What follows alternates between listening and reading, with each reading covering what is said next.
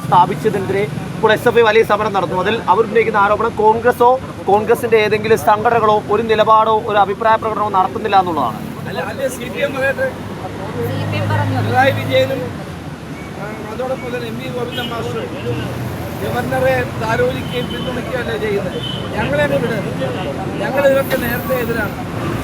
നേരത്തെയുള്ള ഗവർണറുടെ കാര്യത്തിലും ഈ ഗവർണറുടെ കാര്യത്തിലും ഞങ്ങൾക്ക് വ്യത്യസ്ത അഭിപ്രായമില്ല. ഗവർണർ എന്ന് പറയുന്നത് BJPയുടെ ഒരു ഏജന്റിനെ പോലെയാണ് പ്രവർത്തിക്കുന്നത്. അത് ഞങ്ങൾക്ക് അന്നും അഭിപ്രായമുണ്ട്, ഇന്നും അഭിപ്രായമുണ്ട്. അവിടെ വെക്കുന്ന ദേശീയ നേതാക്കന്മാരുടെ ചിത്രങ്ങളാണ്. ഒരാൾ ഗോൾവാർക്കറുടെയും മറ്റുള്ള RSS നേതാക്കന്മാരുടെയും ചിത്രമല്ല. അത് ഞങ്ങൾ പണ്ടും വ്യക്തമാക്കിയിട്ടുള്ളതാണ്.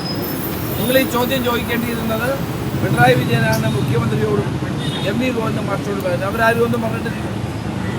അപ്പോൾ RSS നേതാക്കളുടെ ചിത്രങ്ങൾ അവിടെ പ്രതിഷ്ഠിക്കാനുള്ള ഗവർണറുടെ നീക്കം അപലപനീയമാണ്. അത് അംഗീകരിക്കാൻ കഴിയുന്ന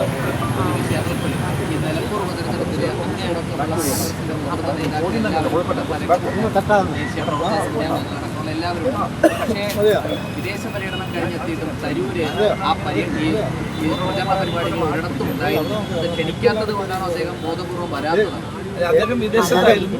അത് കഴിഞ്ഞ് വീണ്ടും അദ്ദേഹം വിദേശത്ത് പോയി എന്നാണ് എനിക്കറിയാൻ കഴിഞ്ഞത്. എല്ലാവരെയും ഉൾപ്പെടുത്തിക്കൊണ്ട് തന്നെയായിരുന്നു തെരഞ്ഞെടുപ്പ് പ്രകടനം മുന്നോട്ട് പോയത്.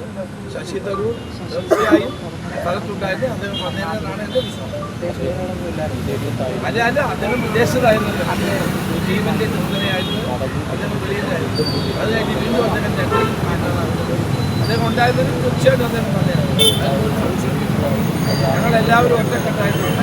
ഒരു മനസ്സമ്മയാണ് അവിടെ UDF വളരെ അനുകൂലമായ സമയത്ത്